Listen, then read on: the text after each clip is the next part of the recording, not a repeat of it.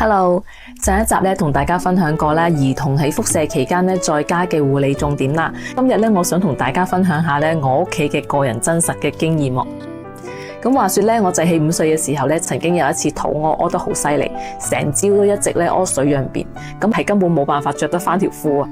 咁所以我就只能夠咧叫我先生，不如睇下喺附近嘅藥房睇下可唔可以買到一啲嘅止屙藥啦。咁但係咧佢係行咗屋企附近3-4間嘅藥房咧，都係冇一間買到噶，就冇辦法啦。咁我當時咧就觀察翻我小朋友嘅狀況啦。咁當時好慶幸嘅係佢冇發燒啦，佢冇屙嘔、肚痛，又或者血便呢啲情況，咁佢就只係一直屙水樣便嘅啫。咁我就按照翻咧上一集我所講嘅一啲嘅護理措施啦，幫佢補充翻一啲嘅體液鹽啦，預防一啲脫水嘅情況。咁咧同時我亦都補充咗一份含有鋅嘅益生菌俾佢嘅。2個半鐘頭之後咧，佢排便嘅次數咧就明顯少咗好多。咁終於咧可以着得翻條褲啦，離開個廁所啦。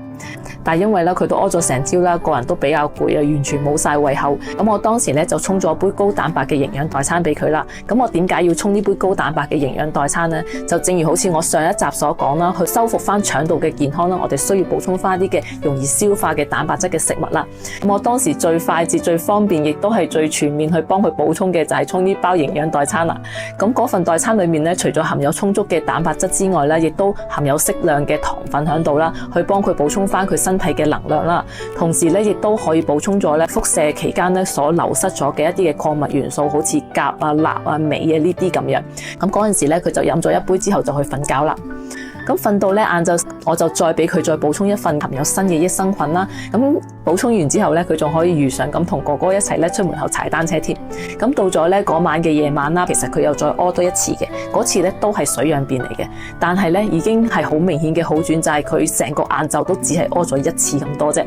第2日嘅早餐之後咧，佢亦都係只係排咗1次，而且咧呢一次嘅大便咧已經係比較黏稠啲嘅糊狀啦。咁我嗰日咧依然係有持續咁同佢補充益生菌啦。到咗第3日咧，我發現佢嘅大便咧已經可以成型啦。咁我嗰刻咧突然之間有一種震驚嘅感覺，就係我喺度諗，藥物固然可以幫到我哋咧去緩解咧輻射嘅症狀啦，但係咧佢未必可以咧喺咁短嘅時間裏面咧就令到我哋大便可以回復翻成型。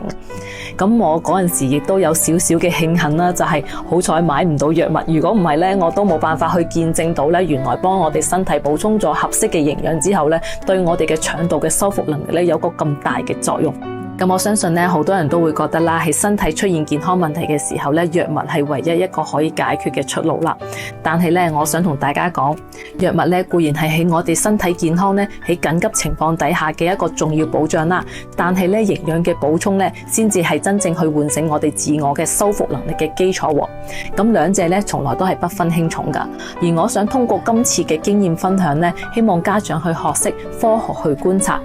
然後合理用藥，繼而再配合咧合理嘅營養去調理，咁先至可以發揮到咧身體本身嘅一個修復力嘅。